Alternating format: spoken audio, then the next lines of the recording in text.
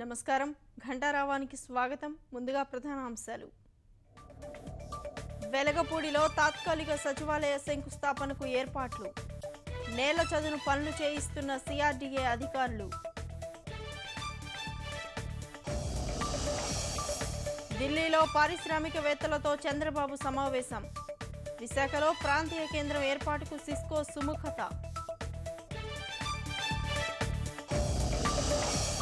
పంట విస్తీర్ణం పెరిగినందువల్లే ఉల్లి ధరల పతనం. రైతుకు గిట్టుబాటుపై సీఎంతో చర్చిస్తానన్న ప్రత్తిపాటి.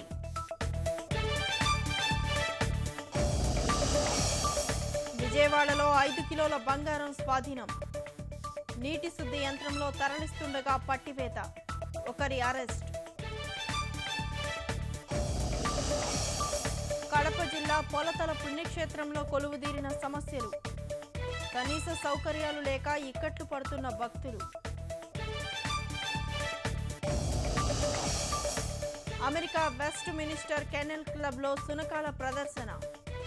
విశ్వాస పరీక్ష ఆధారంగా విజేతను ప్రకటించనున్న నిర్వాహకులు.